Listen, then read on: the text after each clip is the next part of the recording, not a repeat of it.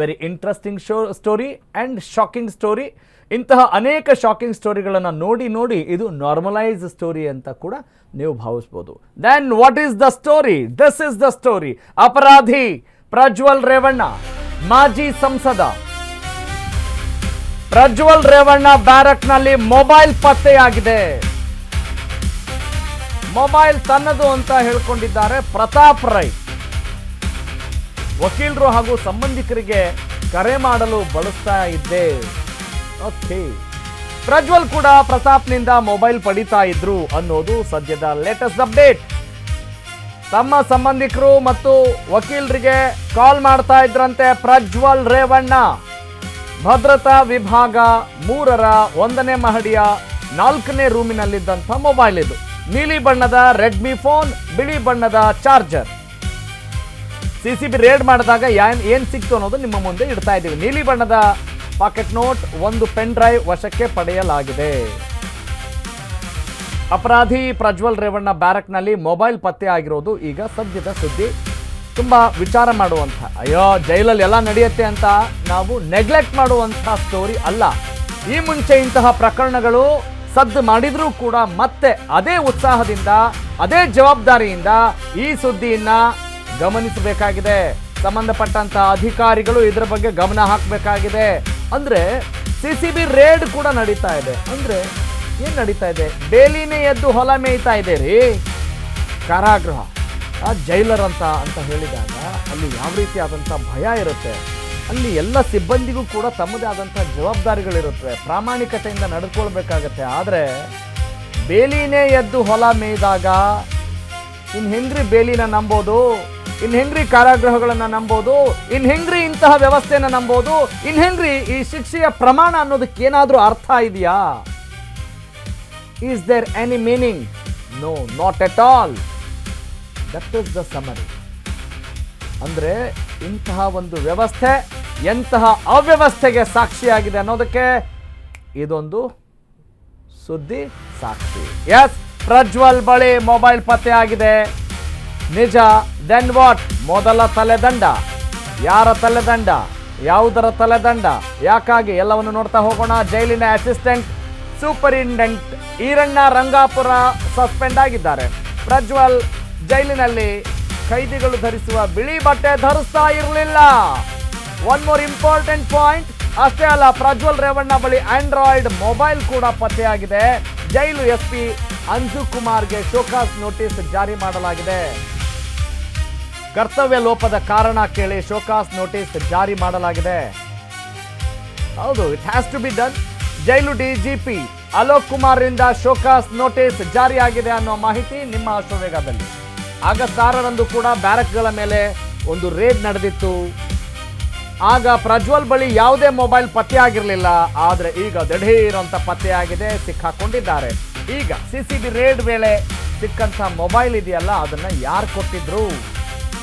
ಇವತ್ತು ಮಧ್ಯಾಹ್ನದ ಒಳಗೆ ತಿಳಿಸಬೇಕು ಅಂತ ತಾಕೀತು ಮಾಡಲಾಗಿದೆ. ಶೋಕಾಸ್ ನೋಟಿಸ್ ಜಾರಿ ಮಾಡಲಾಗಿದೆ. ಇಲ್ಲವಾದಲ್ಲಿ ಬೇರೆ ಬ್ಯಾರಕ್ಕಿಗೆ ಶಿಫ್ಟ್ ಮಾಡೋದಾಗಿ ವಾರ್ನಿಂಗ್ ಕೂಡ ಕೊಡಲಾಗಿದೆ. ಈಗ ನಿಮಗೆ ನೆನಪಾಗಬಹುದು, ಈ ಮುಂಚೆ ಕೂಡ ನಟ ದರ್ಶನ್ ಜೈಲಿನಲ್ಲಿದ್ದಾಗ ಧೂಮಪಾನ ಮಾಡ್ತಾ ಇದ್ರು, ಸಿಗರೇಟ್ ಸೇತಾ ಇದ್ರು, ಮತ್ತು ಅಲ್ಲಿ ಎಲ್ಲವೂ ಧಾರಾಳವಾಗಿ ಸಿಗುತ್ತೆ ರೀ ಅಂತ ಹೇಳುವಂಥ ವಿಚಾರ ನಮಗೆ ದಿಗ್ಭ್ರಮೆ ಮೂಡಿಸಿತ್ತು. ಈ ವಿಚಾರವನ್ನು ಮೊದಲ ಬಾರಿಗೆ ತಿಳ್ಕೊಂಡವ್ರಿಗೆ ಖಂಡಿತವಾಗ್ಲೂ ದಿಗ್ಭ್ರಮೆ ಆಗುತ್ತೆ. ಆದರೆ ಇಂತಹ ಅನೇಕ ವಿಚಾರಗಳನ್ನು ಪದೇ ಪದೇ ಸುದ್ದಿ ಮೂಲಕ ಗೊತ್ತು ಮಾಡ್ಕೊಂಡವ್ರಿಗೆ ಓಕೆ ಇದು ಮಾಮೂಲು ಅನ್ನುವಂಥದ್ದಿದೆ. ಅಂದರೆ ಎಚ್ಚೆತ್ಕೊಳ್ಬೇಕಾ ಅಥವಾ ಲೇಜಿ ಫೆಲೋಗಳಾಗಿ ವ್ಯವಸ್ಥೆ ಇರೋದೇ ಹೀಗೆ ಅಂತ ಹೇಳಿ ಗೋ ವಿತ್ ದ ಫ್ಲೋ ಅಂತ ಮಾಡಬೇಕಾ, ಅದನ್ನು ಎಲ್ಲರೂ ಕೂಡ ಡಿಸೈಡ್ ಮಾಡಬೇಕಾಗಿದೆ. ಅರುಣ್ ಕುಮಾರ್, ನನ್ನ ಕಲೀಗ್, ನಮ್ಮ court correspondent, is ready to have live chat. Yes, ನನ್ನ ಜೊತೆ ರೆಡಿಯಾಗಿದ್ದಾರೆ. Yes, let's go to Arun. Yes, he is ready. Arun, ಇದನ್ನು ಹೆಂಗೆ ಈ ಪ್ರಶ್ನೆ ಕೇಳಬೇಕು ಅನ್ನೋದನ್ನು ಯೋಚನೆ ಮಾಡ್ತಾ ಇದ್ದೀನಿ. ಕಾರಣ ಇದು ಈ ತರಹದ ಸುದ್ದಿ ಮೊದಲ ಸಲ ಅಲ್ಲ. ಪರಪ್ಪನ ಅಗ್ರಹಾರ ಅಂತ ಹೇಳಿದಾಗ ಒಂದು ಕಣ್ಣಿಡಲೇಬೇಕಾಗಿದೆ. ಸಿಸಿಬಿ ರೇಡ್ ಆಯಿತು, ಈಗ ಯಾರೋ ಕನ್ಸರ್ನ್ಡ್ ಪರ್ಸನ್ನ ಸಸ್ಪೆಂಡ್ ಮಾಡಬೇಕು ಅನ್ನೋ ಒಂದು ಆದೇಶ ಕೂಡ ಬಂದಿದೆ. ಇಸ್ ಇಟ್ ಇನಫ್ ಅಥವಾ ಇನ್ನಷ್ಟು ಅನುಮಾನದ ಗುಮ್ಮ ಇಲ್ಲಿ ಹೊಕ್ಕಿದೆಯಾ?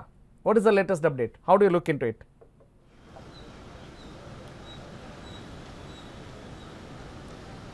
Yes, Arun, please go ahead.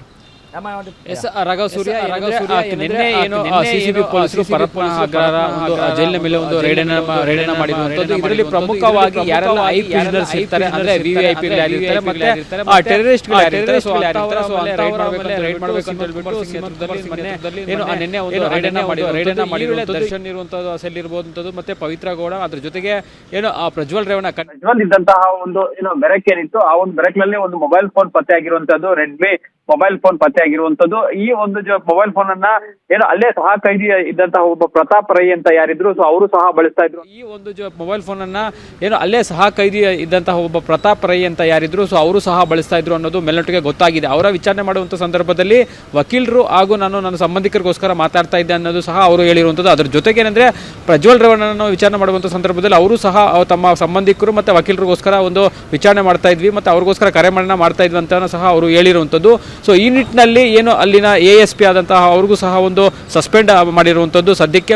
ಅದ್ರ ಜೊತೆಗೆ ಏನಂದ್ರೆ ಏನೋ ಪ್ರಜ್ವಲ್ ರೇವಣ್ಣ ಅವರನ್ನ ಒಂದು ಮೊಬೈಲ್ ಪತ್ತೆ ಆಗಿತ್ತು, ಅದಕ್ಕೂ ಸಹ ಒಂದು ಇದೇ ಮೊದಲೇ ಬಾರಿಗೆ ಜೈಲಿನ ಸೂಪರ್ಡೆಂಟ್ ಆಗಿರುವಂತಹ ಒಂದು SP ಅದೇ ಅಂಶುಕುಮಾರ್ ಅವ್ರಿಗೂ ಸಹ ಒಂದು ಶೋಕಾಸ್ ನೋಟಿಸ್ ಅನ್ನ DGP ಅಲೋಕ್ ಕುಮಾರ್ ಅವರು ಕೊಟ್ಟಿರುವಂತದ್ದು. ಜೊತೆಗೆ ಏನಂದ್ರೆ ಈ ಒಂದು ಮೊಬೈಲ್ಗಳು ಹೆಂಗೆ ಒಳಗಡೆ ಬಂತು ಮತ್ತೆ ಅದು ಯಾರಾದರೂ ಈ ರೀತಿ ಒಂದು ಕೆಟ್ಟ ಹೆಸರು ತರಲು ಈ ರೀತಿ ಬಳಸಲಾಗಿದೆ ಏನು ಅನ್ನೋದ್ರ ಬಗ್ಗೆ ಸಹ ಒಂದು ಮಾಹಿತಿ ಕೊಡಬೇಕು ಅಂತ ಹೇಳ್ಬಿಟ್ಟು ಅಲೋಕ್ ಕುಮಾರ್ ಅವರು ಒಂದು SP ಅಂಶುಕುಮಾರ್ ಅವರಿಗೆ ಒಂದು ಶೋಕಾಸ್ ನೋಟಿಸ್ ಅನ್ನ ಕೊಟ್ಟಿರುವಂತದ್ದು. ಅದ್ರ ಜೊತೆಗೆ ಏನಂದ್ರೆ ಓರ್ವ ASP ಅವರನ್ನ ಅಂಡರ್ ಸಸ್ಪೆನ್ಷನ್ ಅನ್ನ ಇಟ್ಟಿರುವಂತದ್ದು. ಅದ್ರ ಜೊತೆಗೆ ಈ ಒಂದು ಮೊಬೈಲ್ಗಳು ಎಲ್ಲಿಂದ ಬಂತು ಮತ್ತೆ ಏನು ಅನ್ನೋದ್ರ ಬಗ್ಗೆ ಸಂಪೂರ್ಣ ಒಂದು ಮಾಹಿತಿಯನ್ನ ಮಧ್ಯಾಹ್ನದೊಳಗಡೆ ಕೊಡಬೇಕು ಅಂತ ಹೇಳ್ಬಿಟ್ಟು SP ಅವರಿಗೆ DGP ಅಲೋಕ್ ಕುಮಾರ್ ಅವರು ಸೂಚನೆಯನ್ನು ಕೊಟ್ಟಿರುವಂತದ್ದು. ಅದ್ರ ಜೊತೆಗೆ ಏನಂದ್ರೆ ಈ ಹಿಂದೆ ಸಹ ಸಾಕಷ್ಟು ಮೊಬೈಲ್ಗಳು ಏನೋ ಒಂದು ಬ್ಯಾರಕ್ಗಳಲ್ಲಿ ಪರಿಶೀಲನೆ ವೇಳೆ ಒಂದು ಪತ್ತೆ ಆಗ್ತಾ ಇತ್ತು. ಆದ್ರೆ ಈಗ ಒಂದು ಕಡಿಮೆ ಹಂತಕ್ಕೆ ಬಂದಿರುವಂಥದ್ದು. ಯಾಕಂದರೆ ಅಲೋಕ್ ಕುಮಾರ್ ಅವರು DGP ಆದ ಬಂದ ಬಳಿಕ ಪ್ರತಿದಿನವೂ ಸಹ ಒಂದು ರೈಡನ್ನು ಮಾಡ್ತಾ ಇದ್ರು. ರೈಡನ್ನು ಮಾಡ್ತಾ ಇದ್ದ ಸಂದರ್ಭದಲ್ಲಿ ಒಂದು ಮೊಬೈಲ್ಗಳು ಸಿಗ್ತಾ ಇತ್ತು. ಈಗ ಪ್ರತಿ ಒಂದು ವೀಕೆಂಡ್ ಇರುವಂಥದ್ದು, ಪ್ರತಿ ವಾರದಲ್ಲೂ ಒಂದು 2-3 ಬಾರಿ ಈ ರೀತಿಯ ಒಂದು ಸರ್ಪ್ರೈಸ್ ಚೆಕ್ಗಳನ್ನು ಮಾಡ್ತಾ ಇರುವಂಥದ್ದು. ಅದರಲ್ಲೂ ಸಹ ನಿನ್ನೆ ಒಂದು ಈ ಒಂದು VVIP ಸೆಕ್ಯೂರಿಟೀಸು ಮತ್ತು VVIP ಯಾರು ಅಂಡರ್ ಟ್ರಯಲ್ ಪ್ರಿಸನರ್ಸ್ ಇರ್ತಾರೆ ಮತ್ತು ಅದ್ರ ಜೊತೆಗೆ ಯಾರು ಕನ್ವಿಕ್ಟೆಡ್ ಪ್ರಿಸನರ್ಸ್ ಇರ್ತಾರೆ, ಸೊ ಅವರ ಒಂದು ಬೆರಗಳನ್ನು ಪರಿಶೀಲನೆ ಮಾಡಬೇಕು ಅಂತ ಹೇಳ್ಬಿಟ್ಟು ಒಂದಷ್ಟು ಮಾಹಿತಿಗಳನ್ನು CCBಗೆ ಕೊಟ್ಟು ಶ್ರೀಮಂತ್ ಕುಮಾರ್ ಅವರು ಕಳಿಸಿದ್ರು. ಅದರ ಹಿನ್ನೆಲೆಯಲ್ಲಿ ಮೊನ್ನೆ 6ನೇ ತಾರೀಕು ರೈಡ್ ಮಾಡುವಂಥ ಸಂದರ್ಭದಲ್ಲಿ ಒಂದು ಪ್ರಜ್ವಲ್ ಇದ್ದಂಥ ಒಂದು ಬೆರಕ್ ಏನಿರುತ್ತೆ ಅದರಲ್ಲಿ ಒಂದು ಮೊಬೈಲ್ ಪತ್ತೆ ಆಗಿರುವಂಥದ್ದು. ಅದ್ರ ಜೊತೆಗೆ ದರ್ಶನ್ ಇರುವಂಥದ್ದು ಇರ್ಬೋದು, ಪವಿತ್ರ ಗೌಡ ಮತ್ತು ಇತರ ಬೇರೆ ಬೇರೆ ಆ ಟೆರರಿಸ್ಟ್ಗಳು ಯಾರು ಕನ್ವಿಕ್ಟ್ ಆಗಿರ್ತಾರೆ, ಸೊ ಅವರ ಒಂದು ಬೆರಕುಗಳನ್ನು ಸಹ ಪರಿಶೀಲನೆ ಮಾಡಿದ್ರು. ಅವರ ಬೆರಕುಗಳಲ್ಲೂ ಸಹ ಪರಿಶೀಲನೆ ಮಾಡೋ ಸಂದರ್ಭದಲ್ಲಿ ಯಾವುದೇ ರೀತಿಯಂಥ ವಸ್ತುಗಳು ಸಿಕ್ಕಿಲ್ಲ. ಆದರೆ ಪ್ರಜ್ವಲ್ ಇದ್ದಂತಹ ಒಂದು ಬೆರಕ್ ಏನಿದೆ, ಸೊ ಆ ಒಂದು ಬೆರಕ್ನಲ್ಲಿ ಒಂದು ಮೊಬೈಲ್ ಫೋನ್ ಪತ್ತೆ ಆಗಿರುವಂಥದ್ದು. ಆದರೆ ಈ ಮೊಬೈಲ್ ಫೋನ್ ಯಾವಾಗ ಬಂತು ಮತ್ತು ಹೇಗೆ ಬಂತು ಅನ್ನೋದ್ರ ಬಗ್ಗೆ ಸದ್ಯಕ್ಕೆ ಒಂದು ತನಿಖೆಯನ್ನು ಪರಪ್ಪನ ಪೊಲೀಸರು ಮಾಡ್ತಾ ಇರುವಂಥದ್ದು. ರಾಘವ್ ಸೂರ್ಯ, ಗೊತ್ತಾಯಿತು, ಫೈನ್. ಆದರೆ I am asking you out of curiosity, ಇಂತಹ ಸುದ್ದಿ ನಿಮಗೆ ಹೊಸ್ತಲ್ಲ ಇನ್ ಯುವರ್ ಎಕ್ಸ್ಪೀರಿಯನ್ಸ್. ನೀವು ಕ್ರೈಮ್ ಕರೆಸ್ಪಾಂಡೆಂಟ್ ಆಗಿ ಬಹಳಷ್ಟು ವರ್ಷಗಳಿಂದ ಕೆಲಸ ಮಾಡ್ತಾ ಇದ್ದೀರಿ. ಆದರೆ ಇದು ಮಾಮೂಲಿ ನ್ಯೂಸ್ ಥರ ಆಗ್ತಾ ಇದೆಯಲ್ಲ, ಇದಕ್ಕೆ ಹೆಂಗೆ ಅಂದರೆ ಬೇಲಿನೆಯದು ಹೊಲ ಮೇಯುವಂಥ ಕೆಲಸ ಯಾಕಷ್ಟು ಗಂಭೀರವಾಗಿ ಪರಿಗಣಿಸಿಲ್ವ? This is not the first news, this is not the news subject. ಹಿಂಗಿರುವಾಗ ಎಲ್ಲಿ ತಪ್ಪಾಗ್ತಾ ಇದೆ? ಆಡಳಿತ ವ್ಯವಸ್ಥೆಯನ್ನು ದೂರಬೇಕಾ, ಅಥವಾ ಅಲ್ಲಿ ಜೈಲರ್ಗಳನ್ನು ದೂರಬೇಕಾ, ಅಥವಾ ನಮ್ಮ ಓವರಾಲ್ ಸಿಸ್ಟಮೇ ಹಿಂಗಿದೆ ಅಂತ ಅಂದ್ಕೊಂಡು ಸುಮ್ಮನೆ ಆಗಬೇಕಾ? ಯಾವ ಒಂದು ಹೊಸ ಆ್ಯಕ್ಷನ್ ತೆಗೆದುಕೊಂಡ್ರೆ ಬುಡ ಸಮೇತ ಇಂತಹ ಸುದ್ದಿಗೆ ಬ್ರೇಕ್ ಹಾಕ್ಬೋದು? ಯಾಕಂತ ಹೇಳಿದ್ರೆ ಆತ ಅಲ್ಲಿ ಮಾಮೂಲಿ ಯೂನಿಫಾರ್ಮ್ ಹಾಕ್ಕೊಳ್ತಾ ಇಲ್ಲ, ತನಗೆ ಬೇಕಾದ್ದನ್ನು ಹಾಕ್ಕೊಳ್ತಾನೆ, ಪ್ರಜ್ವಲ್ ರೇವಣ್ಣ ಡ್ರೆಸ್ ಹಾಕೋತಾನೆ ಅಂತ ಅಂದರೆ what is this, what is going on? ಇದಕ್ಕೆ ಹಿಂಗೆ ಈ ಜನರಿಗೆ ಈಗ ಕೋರ್ಟ್ ಮೇಲಾಗಲಿ, ಕಾನೂನಿನ ಮೇಲಾಗಲಿ, ನ್ಯಾಯದ ಮೇಲಾಗಲಿ ಇನ್ನು ಮುಂದೆ ಹೆಂಗೆ ನಂಬಿಕೆ ಇಡಬೇಕು ಅನ್ನೋ ಒಂದು ಪ್ರಶ್ನೆಗೆ ಏನಾದರೂ ಉತ್ತರ ಸಿಗೋ ಸಾಧ್ಯತೆ ಇದೆಯಾ ಮುಂದಿನ ದಿನಗಳಲ್ಲಿ? What's your analysis?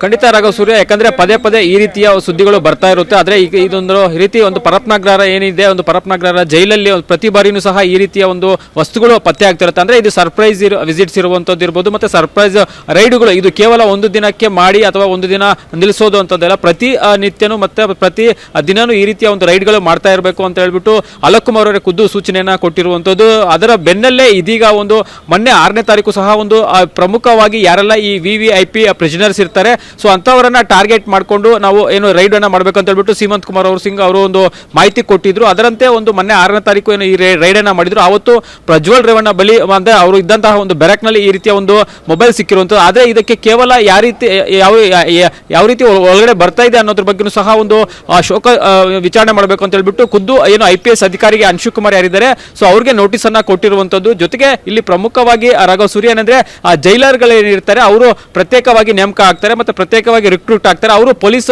ಇಲಾಖೆ ಅಂಡರ್ ಅಲ್ಲಿ ಬರೋದಿಲ್ಲ. ಹಾಗಾಗಿ ಇಲ್ಲಿನ ವ್ಯವಸ್ಥೆಗಳನ್ನ ಸರಿ ಮಾಡೋಕ್ಕೋಸ್ಕರನೇ ಅಲೋಕ್ ಕುಮಾರ್ ಅವರು ಬಂದ ನಂತರ ಓರ್ವ IPS ಅಧಿಕಾರಿಯನ್ನ SP ಆಗಿ ನೇಮಕ ಮಾಡಿದ್ರು. ಆದ್ರೆ ಮುಂದಿನ ದಿನಗಳಲ್ಲಿ ಈ ರೀತಿ ಜೈಲರ್ಗಳು ಯಾರಿರ್ತಾರೆ ಸೊ ಅವರ ವಿರುದ್ಧ ಏನು ಕಠಿಣ ಕ್ರಮಗಳು ಕೈಗೊಳ್ಳಕ್ಕೆ ಮುಂದಿನ ದಿನಗಳಲ್ಲಿ ಯಾವ ರೀತಿಯ ಕ್ರಮಗಳನ್ನ ಕೈಗೊಳ್ತಾರೆ ಅನ್ನೋದನ್ನ ಕಾದ್ ನೋಡ್ಬೇಕಾಗುತ್ತೆ. ರಾಘವ್ ಸೂರ್ಯ. Thank you Arun. ನೋಡಿ, ಇದು ಯಾವುದೇ ಪ್ರಕರಣ ಆಗಿರ್ಬೋದ್ರಿ. ಬಾಂಬ್ ಬಿಡೋರು ಆರಾಮಾಗಿರ್ತಾರೆ, ಏನು ಕೊಲೆ ಮಾಡಿದವರು ಆರಾಮಾಗಿರ್ತಾರೆ, ಅತ್ಯಾಚಾರ ಮಾಡಿದವರು ಆರಾಮಾಗಿರ್ತಾರೆ ಅಂತ ಹೇಳಿದರೆ ಇನ್ನು ಈ ವ್ಯವಸ್ಥೆ ಮೇಲೆ ಯಾಕ್ರಿ ನಂಬಿಕೆ ಇಟ್ಕೊಳ್ಬೇಕು?